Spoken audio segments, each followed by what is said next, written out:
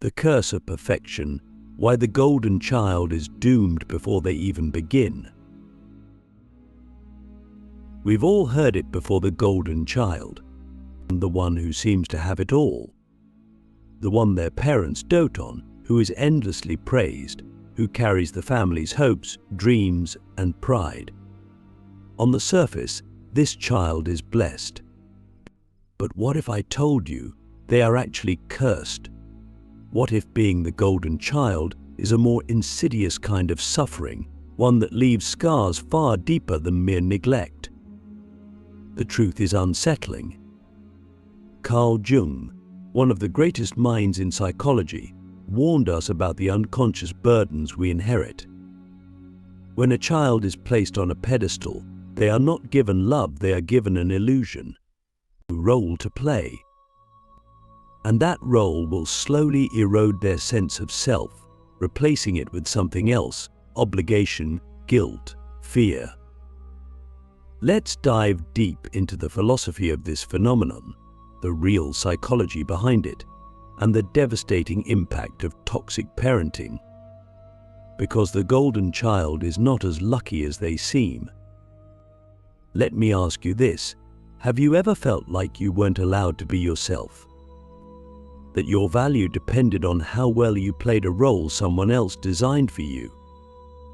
If so, you already know the pain of the golden child.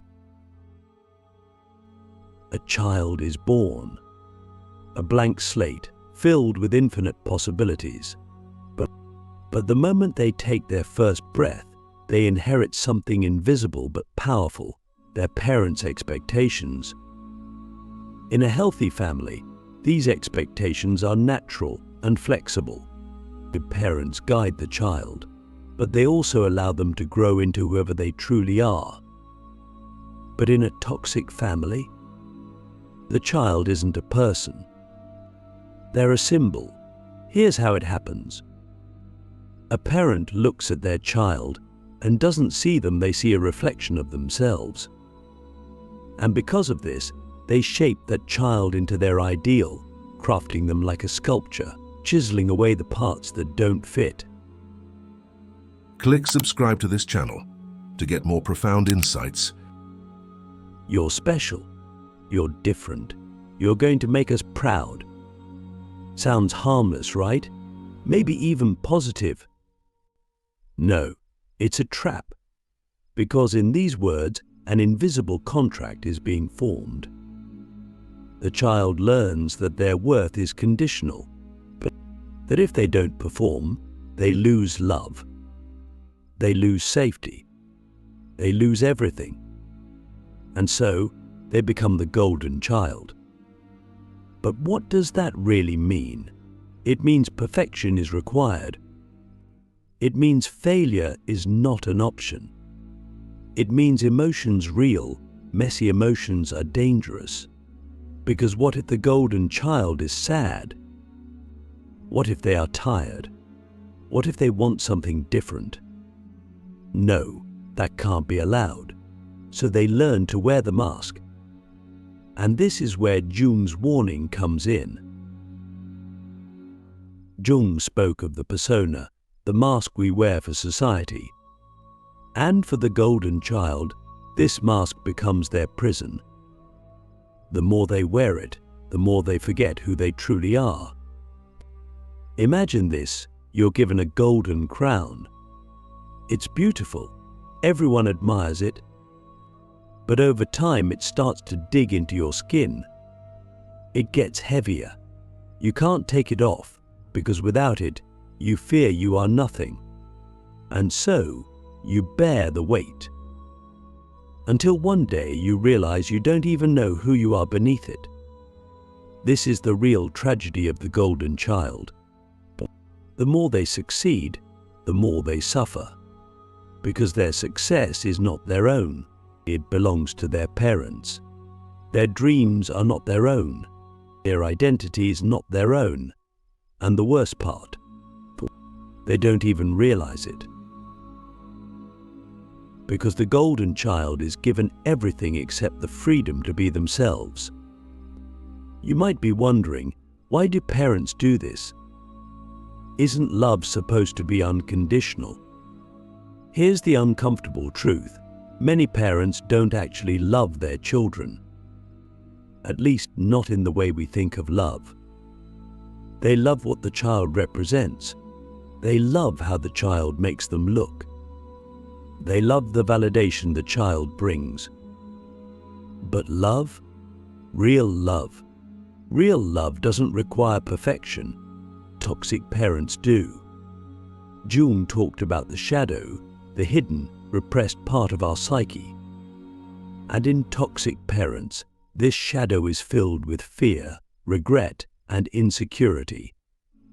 Maybe they failed in life. Maybe they were never loved themselves. Maybe they feel like they don't matter.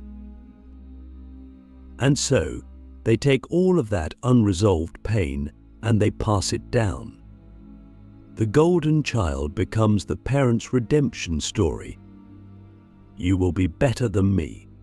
You will not make my mistakes. But you will prove that I was a good parent. And so, the cycle continues. But let me ask you, if your worth is based on pleasing others, are you really living? Or are you just surviving? At some point, the golden child will crack. Maybe it happens when they grow up and realize they have no idea who they are. Maybe it happens when they pursue a career they never wanted, marry someone they don't love, live a life that feels hollow.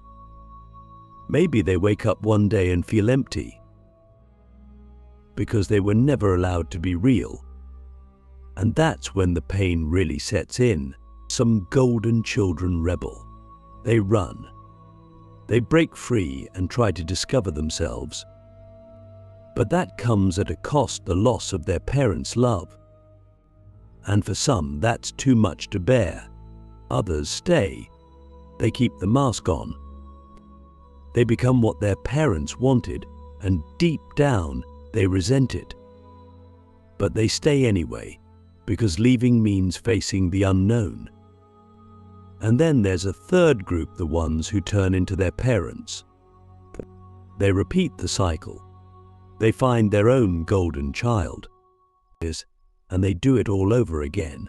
Because that's the thing about trauma. If you don't confront it, you pass it on. So what's the way out? Jung would say this: integration. The golden child must face their shadow. They must break the illusion. They must confront the painful truth that the love they received was conditional, that their parents were flawed, that they were never given the space to be real. And then they must reclaim themselves. It won't be easy. It will hurt. Because breaking free means facing the emptiness that was hidden beneath the golden mask. But that's the only way to be free. So I ask you, if you had to choose between being loved for who you pretend to be, or being alone but real, what would you choose? Because that choice, that's the only way to escape the golden cage. The burden of the chosen one. Why the golden child can never truly be happy. The golden child grows up believing they are special. They are told they are different, gifted, chosen. But what they don't realize is that this is not a blessing, it is a burden. From the outside, they appear to have everything: admiration, achievement, the illusion of being loved. But deep inside, something feels wrong. There is an emptiness, a quiet voice whispering, "This is not real." Because the golden child is not loved for who they are loved for what they represent. And when your value is tied to an illusion, the fear of losing it becomes unbearable. Imagine standing on a stage, a spotlight shining down on you.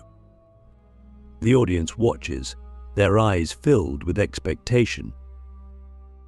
You smile, you perform, you do what is required. But the moment you step off that stage, you cease to exist. The golden child is forever on that stage, living not for themselves, but for the audience that determines their worth.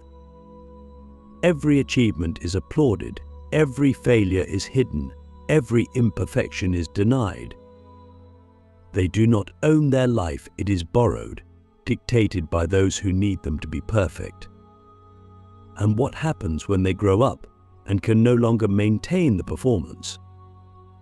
What happens when exhaustion sets in, when the mask begins to crack, when they realize that their identity has been sculpted by someone else's hands? There are only a few possible outcomes. Some golden children break under the pressure. They become paralyzed by indecision, unable to trust themselves because they were never allowed to develop their own desires. Without external validation, they feel lost, empty, worthless. Others become addicted to perfection. They chase achievements, promotions, wealth, status, never stopping, never resting, because slowing down means confronting the void inside. And then there are those who collapse entirely, falling into depression, anxiety, even self-destruction, because when you build your entire life around an illusion, the truth becomes unbearable. But let's ask a deeper question.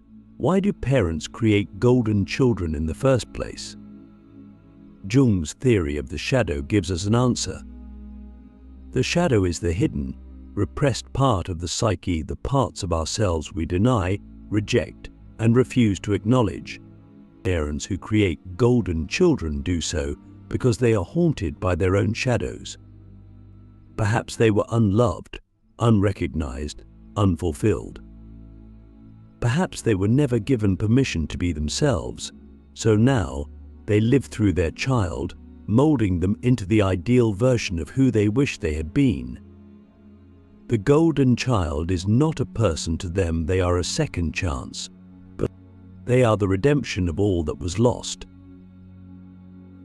And so the golden child is burdened with an impossible task, to fix what cannot be fixed, to heal wounds that are not theirs to heal, to live a life that is not their own. But here's the cruel paradox. No matter how perfect they are, it will never be enough. Because the parent's emptiness is not something the child can fill. The love they seek is not something the child can provide. And yet, the golden child spends their entire life trying, believing that if they can just be good enough, just be perfect enough, then maybe, just maybe, they will finally be loved. But love based on performance is not love, it is control. And the moment the golden child fails to meet expectations, the love disappears. The warmth turns cold. The praise turns to silence. The child, once cherished, now feels invisible. And they realize the painful truth: they were never loved for who they are. They were loved for what they could do. And if they stop performing, they stop existing in their parents' eyes. What does this do to a person? It creates a deep existential wound. A golden child never learns how to love themselves because their self-worth is entirely external. They cannot rest because rest feels like failure. They cannot be vulnerable because vulnerability is weakness. They cannot make mistakes because mistakes mean rejection. They become perfectionists, overachievers, people pleasers. They learn to suppress their emotions, to wear the mask even when it suffocates them, to push through exhaustion even when their soul is begging them to stop.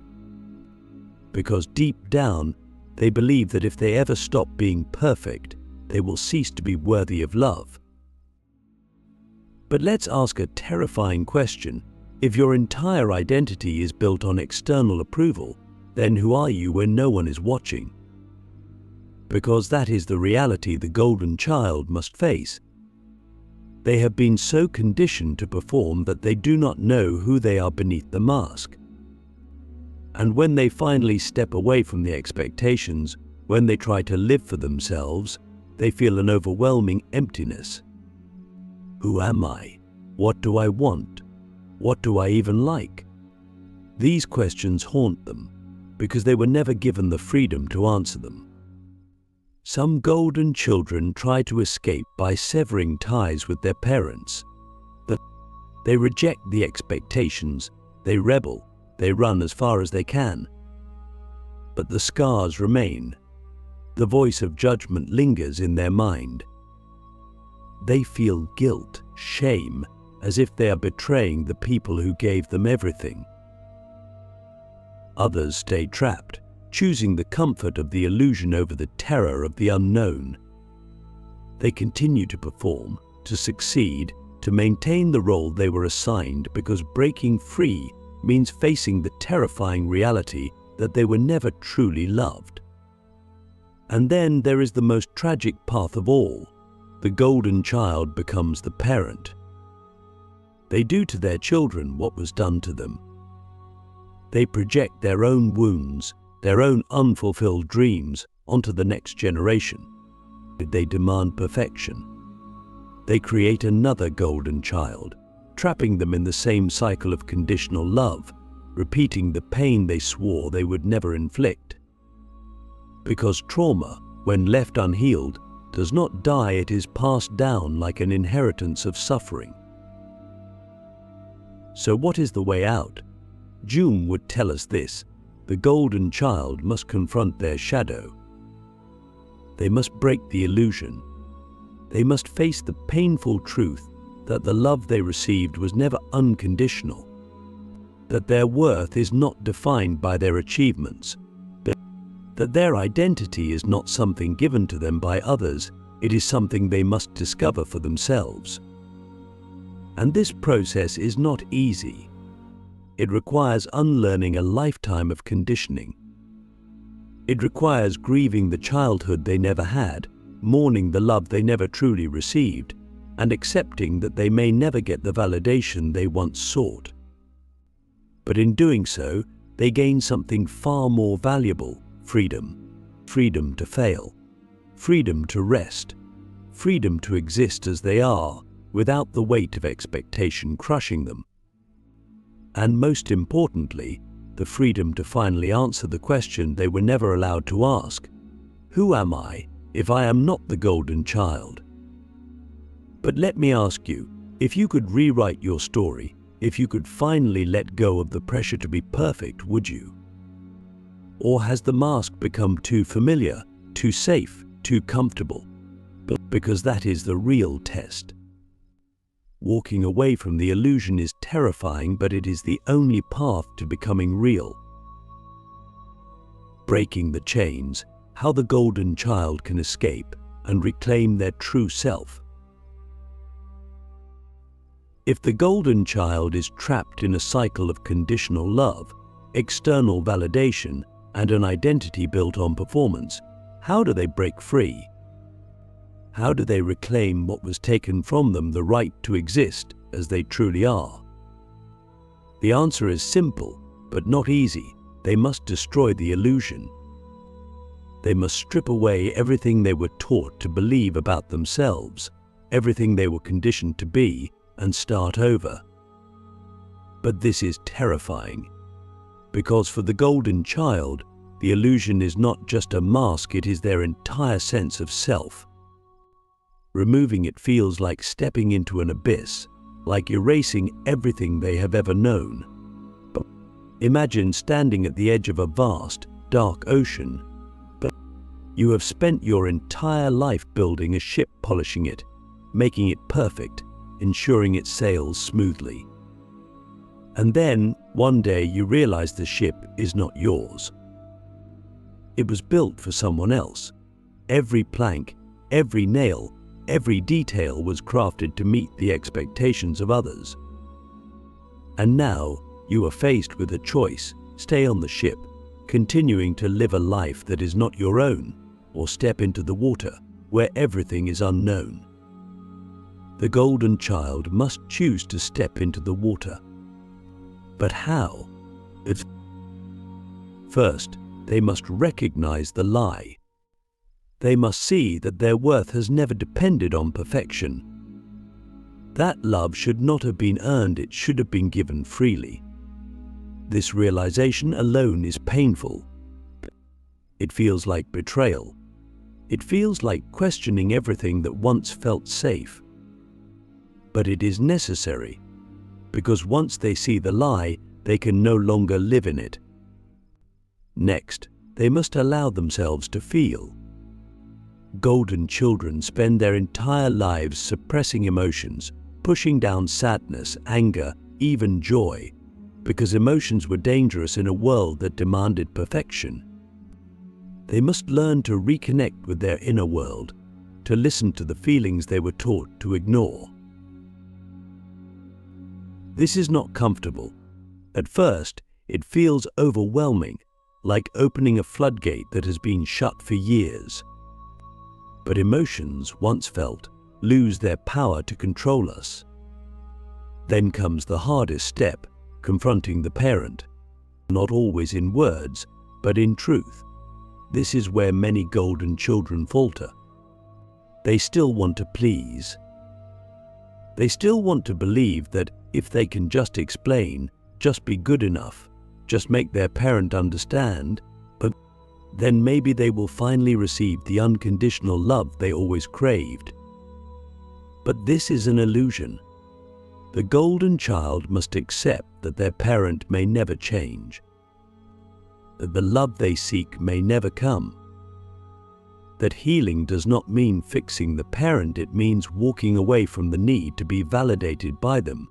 But this is grief, this is mourning, and it is painful. But in this mourning, something new is born, the self, the real self. For the first time, the golden child must ask, who am I outside of this role? And the answer will not come immediately. It will feel like staring into a mirror and seeing nothing, because the golden child was never allowed to form an identity of their own. They must start from nothing. They must learn to make choices, small ones, at first. What do I like? What do I enjoy? What makes me feel alive? These questions seem simple, but for the golden child, they are foreign. They are terrifying. Because for the first time, there is no script, no role to play, no expectations to meet, but just existence. And then, slowly, something incredible happens. They begin to feel, not perform, not impress, not succeed, but simply be. They laugh not because they are supposed to, but because something is genuinely funny. They rest not because they earned it, but because they are allowed to. They fail not because they are worthless, but because failure is a part of being human. They reclaim their humanity, and this is where true healing begins. But there is one final test. The golden child must decide what to do with the past. But some will choose to cut ties with the parent, to walk away completely. Others will choose to remain, but with boundaries, refusing to be controlled. There is no right or wrong choice. Only one rule: the golden child must never again sacrifice themselves for the approval of another. They must never again shrink, suppress, or shape themselves to fit an image that is not their own. And once they do this, something unexpected happens. They realize they were never truly alone. Because beyond the illusion, beyond the expectations, beyond the mask, there were always people who loved them, people who saw them. Friends, mentors, even strangers who recognized their true self, even when they could not. And in this realization, they find something they never thought possible: freedom. So now, let me ask you, if you could let go of the need to be perfect, to be admired, to be chosen, who would you become? Because that, my friend, is the only question that truly matters.